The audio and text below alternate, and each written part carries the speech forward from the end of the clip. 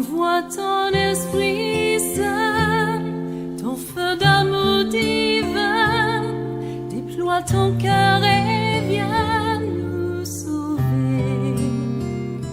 Délivre-nous de nous, délivre-nous de tout ce qui refuse en nous de t'aimer. Du sang de ton agneau, déverse en nous le flot des abondantes eaux de ton pardon.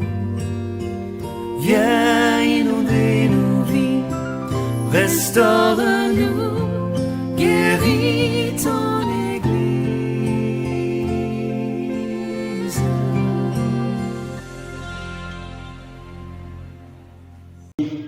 Que le nom du Seigneur soit béni.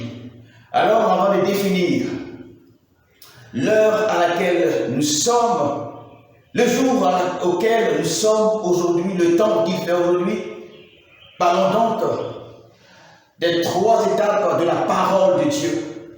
Parlons donc des trois niveaux de la parole de Dieu. Alléluia.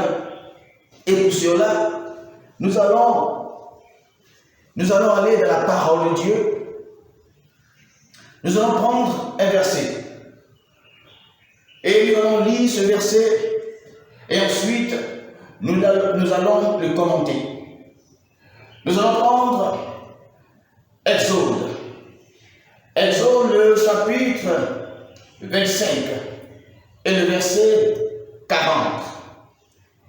Exode, le chapitre 25, le verset 40, c'est Dieu qui parle.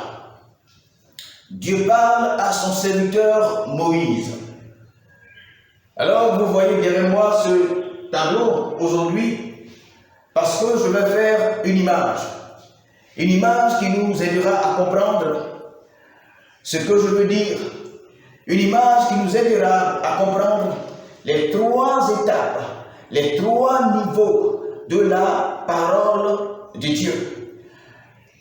Je vais situer également les trois étapes et les trois niveaux qui sont liés à la construction de la maison de Dieu.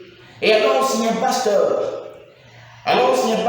construit une maison de Dieu, elle doit être liée à la maison de Dieu véritable. Un pasteur ne doit pas construire une maison de Dieu à son goût. Un pasteur ne doit pas construire une maison de Dieu de façon fantaisiste, fanatique. Mais un pasteur doit construire une maison pour Dieu, en fonction du plan que Dieu donne aux serviteurs de Dieu. Si les protestants, si les catholiques, en tout cas, tous ceux qui se réclament de Christ, Jésus, s'ils veulent construire une maison, ils doivent le faire en fonction de Dieu. Ils doivent le faire en fonction de celui qui sert. Ils doivent le faire en fonction de celui qui l'a appelé. Ils doivent le faire en fonction de ce qui est écrit dans la parole de Dieu. Alors nous lisons la parole de Dieu. Exode, chapitre 25 et le verset 14. C'est Dieu qui parle à son serviteur Moïse et il dit ceci. Regarde et fais d'après le modèle qui t'est montré sur la montagne. Regarde et fais d'après le modèle qui t'est montré sur la montagne. Je lis dans le même livre Exode, le chapitre suivant, chapitre donc 26 et le verset 30. Il dit, tu dresseras le tabernacle d'après le modèle qui t'est montré sur la montagne. Je relis, tu dresseras le tabernacle d'après le modèle qui t'est montré sur la montagne. Alors, il s'agit de quoi? Il s'agit de Dieu qui appelle son serviteur Moïse.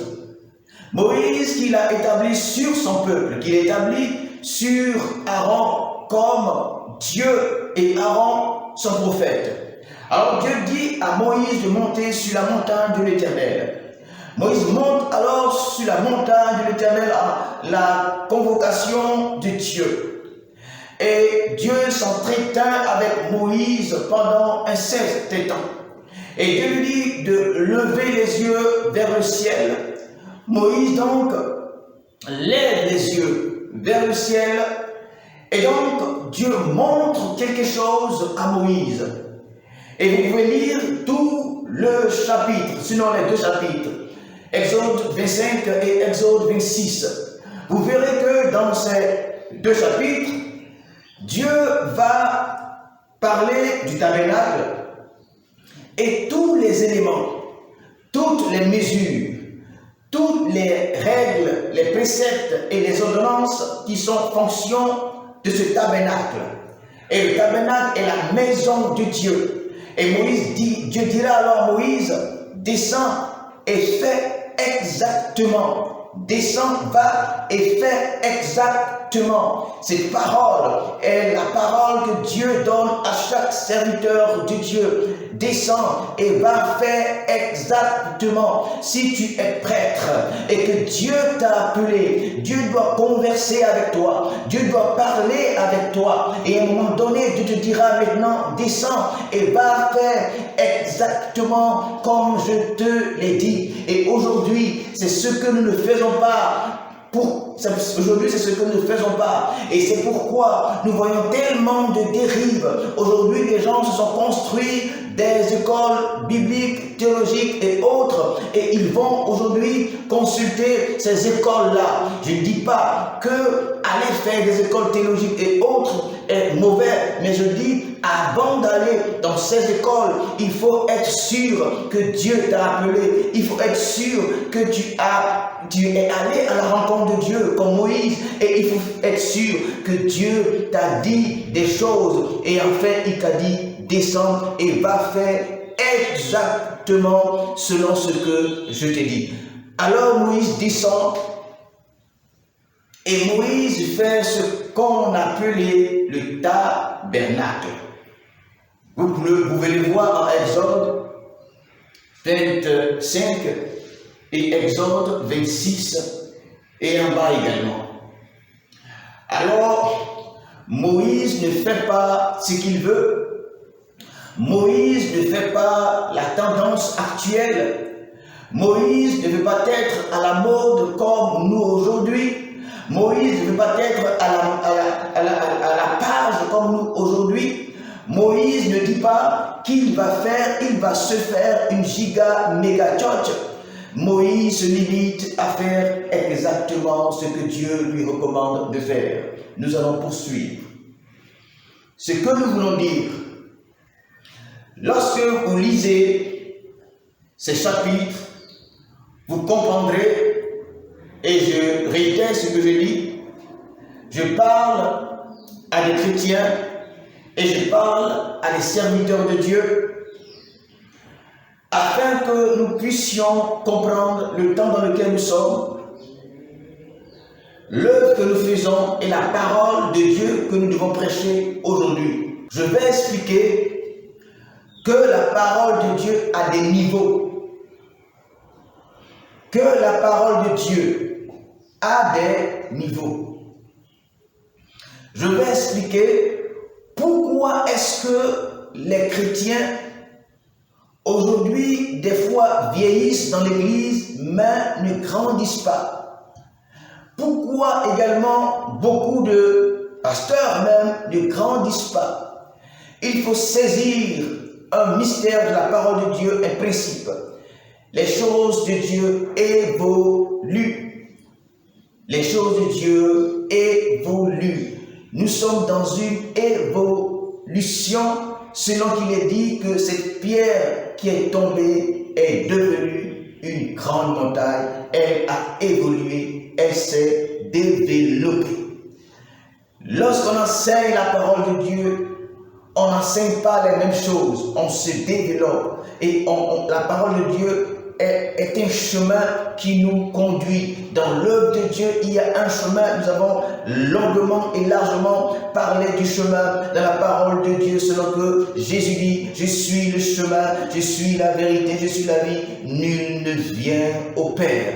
Nul ne vient. Nous marchons. Nous appelons, n'est-ce pas, la vie chrétienne la marche. Alors, on marche pour aller quelque part, on marche pour aller vers Dieu. Et lorsque nous marchons pour aller vers Dieu, nous marchons sur la parole de Dieu, lorsque nous marchons au fur et à mesure sur la parole de Dieu et que nous évoluons et que nous nous développons, nous ressemblons conformément à la parole du serviteur de Dieu, Paul, nous ressemblons de gloire en gloire, de gloire en gloire. L'objectif de l'Église, c'est que les pasteurs, c'est que les chrétiens puissent ressembler de gloire en gloire, c'est-à-dire toujours un peu plus, toujours un peu plus, toujours un peu plus à Dieu, toujours un peu plus à Dieu. Voici le défi de notre Église et voici pourquoi nous mourons et voici pourquoi le monde se meurt, parce que nous ne sommes plus dans ce défi-là, nous n'avons plus cet objectif-là, que les chrétiens ressemblent de plus en plus à Dieu, car l'objectif c'est que les chrétiens soient de plus en plus rassasiés sur terre.